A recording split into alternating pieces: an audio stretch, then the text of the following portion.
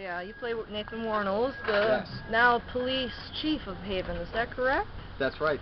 Well, temporarily in season 2, Nathan, at the end of the first season, his father explodes into a million pieces. So then, in season 2, he's faced with the decision of whether or not he will step up and fill those shoes, or try, or not. Or not.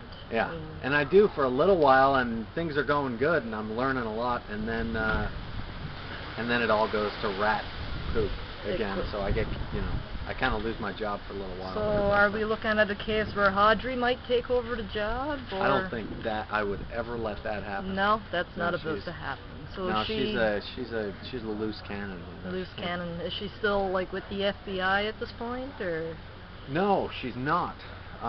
So she quit her job in the first season, but she still believed that she was technically an agent. And then she finds out at the end of the first season that there is some confusion about whether that's the reality or not. Beginning of the second season, it appears as if she is not who she thought she was at all, and maybe never did work for the FBI. His inability. It's a idiopathic neuropathy. Okay. If you will. Which in his case means that, he doesn't feel pain. Okay. So he can feel enough that he can get around. But he can only feel Audrey. That's right. If they happen to come in contact. He can feel Audrey's touch. So that is very exhilarating and exciting for him. Do you foresee like any romantic involvement? I hope so. You hope I'm trying. I mean, I go for it every episode, and she shuts me down. It fails. Yeah. Well, I mean, he's a... to be honest, all joking aside, he's a very reserved sort of guy, and he hasn't really... doesn't have that many people that he's very close to, and so she becomes, a friend initially. And so, I think there's some... I mean, because he can feel her, there's definitely some chemistry, some attraction between them. There would have to be, simply because it's the only person he can feel this connection with. Exactly. But at the same time, I think he's scared about ruining the friendship, and he also isn't too comfortable in that part of himself. So to play something that's a bit outside of his shut down character, that's a blast. I got to go crazy in episode 3 of the first season, and then and a little bit this season too, being affected by Chris's trouble, who comes into town and affects everyone that he comes in contact with. And then also in episode, what is it, 7, 8, I guess, we get to see Nathan cut loose a little bit. I haven't actually seen that footage. It'll probably be the most embarrassing thing I've ever done. But he is definitely, God willing, we get season 3, and he gets to really explore some different sides of his personality. I kind of know a little bit about where he's heading, and I don't want to give that away. But I will tell you, there's 2 options. There's either he, Audrey pulls him out of his shell, being, the sort of good and intimate friend that she is.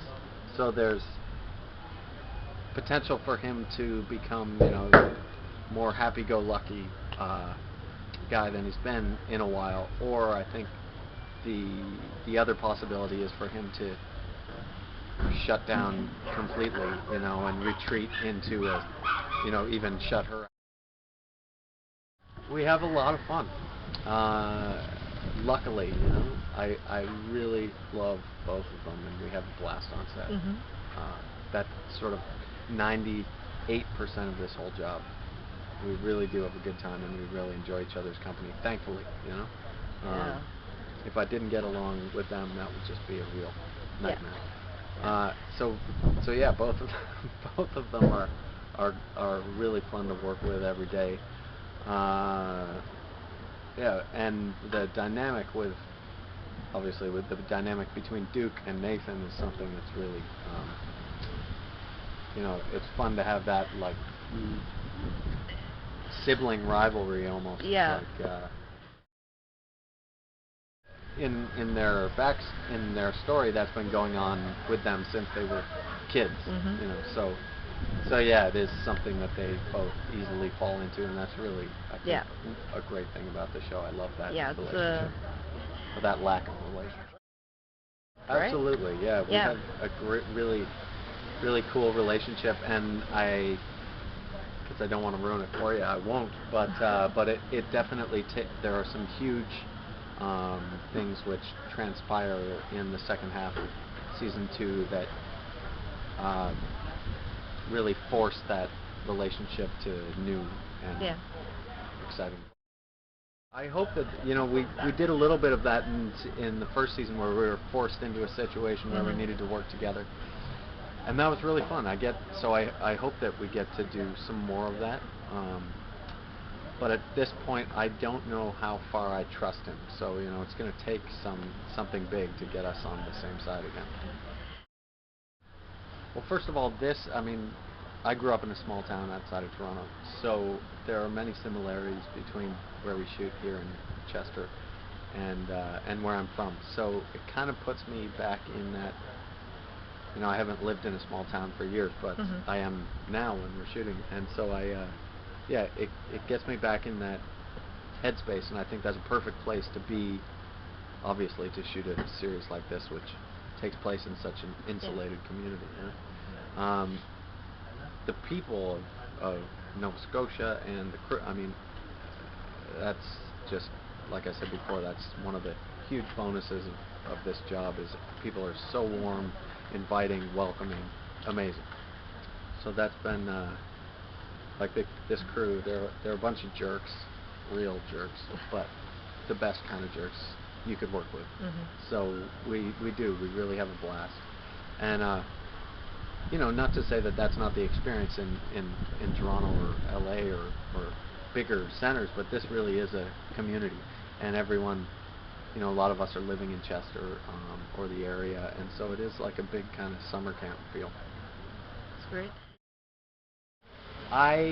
We saw his exploded pieces rumbling in the cooler at the end of the first season, so I would like to think definitely there is a chance. There's a chance. Yeah, and I would love him to be around. Will he come back as a good guy or a bad guy, though? That's the question.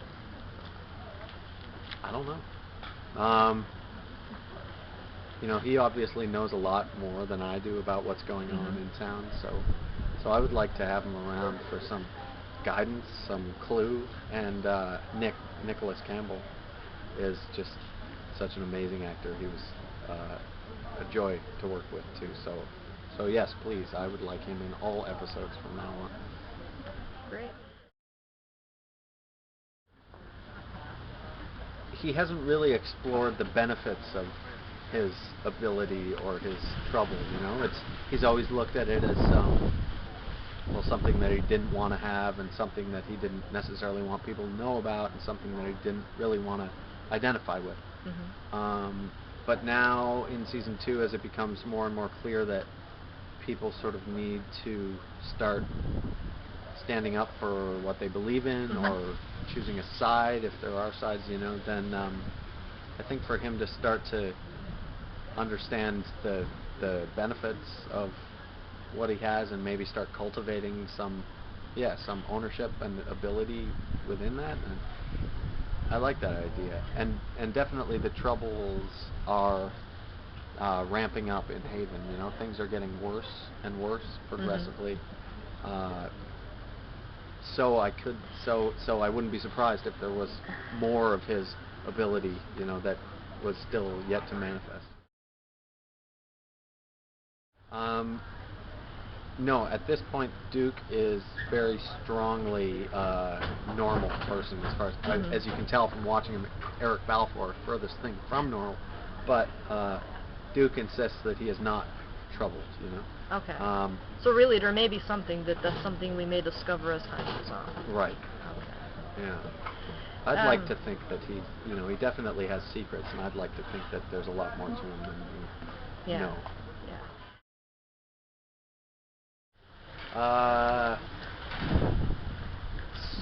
Totally fantastic guys. Yeah. I wish I could give you more dirt I mean, they're both very weak. Mm-hmm. This is, I mean, like I told someone else, when new guests come to Haven, I try to challenge them to feats of strength immediately, just to kind of prove what's what, see where everyone fits in. I must say, both Edge, Adam Copeland, and Jason Priestley, not very strong people. I mean, I tossed them around pretty badly on their first couple days.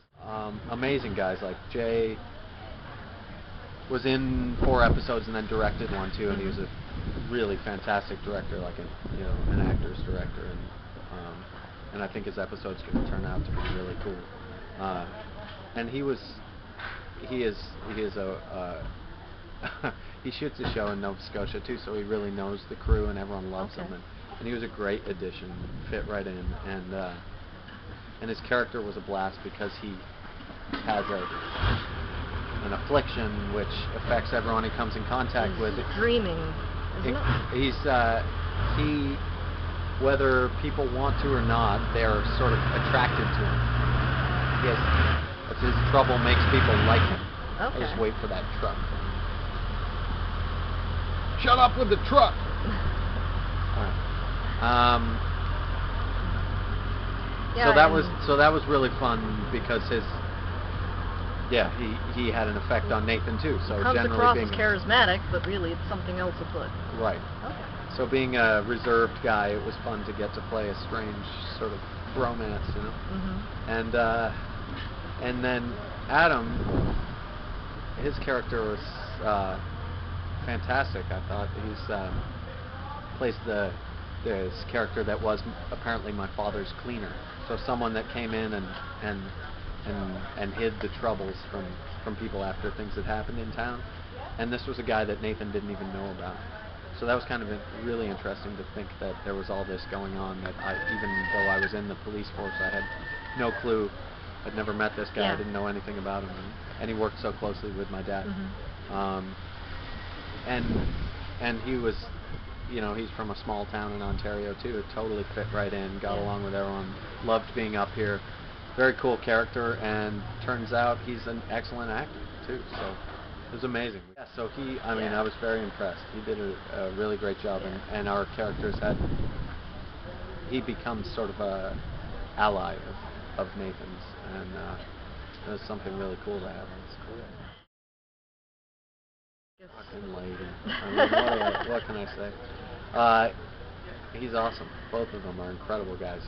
They both live around here, so they've been sort of ambassadors of the place, and really, I mean, John is ridiculous. He's out entertaining all the background players that we have in. He's doing stand-up routines. He's telling jokes. He's ridiculous, and I think he and Richard bring something very unique to Haven that I love.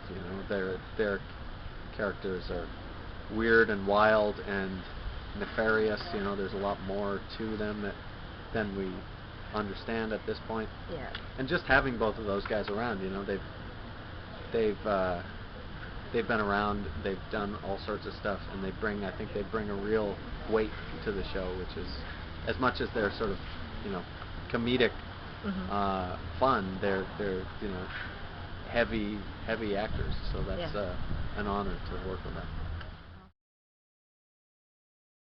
Yeah, there was one little shout out, In the episode 11? Right. Yeah. Right. That's where, how did that go to her boss, more or less tells Agent her Howard. he's aware of this guy that used to chase aliens. Right. It sort of went off the reservation. So Audrey is sort of involved with Chris a little bit at this point, so I think that sort of forces Nathan to look at the real nature of his relationship with her. And I'm not telling you what, but yes, there are things that happen before the end of this season. Things that are big.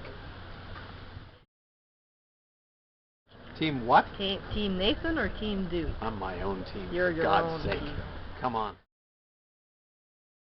I'm aware that it is there. I have not gotten into it yet though. It's amazing though. I mean, I'm so impressed and shocked at how well, sci-fi fans in particular, how incredibly passionate they are, and insightful, like seeing new character developments or story developments. They're sort of predicting where this is going to go or might go, or the possibilities for the season, and it's pretty impressive. Like people are very insightful, and a lot of times really right. It's amazing. Sometimes they inspire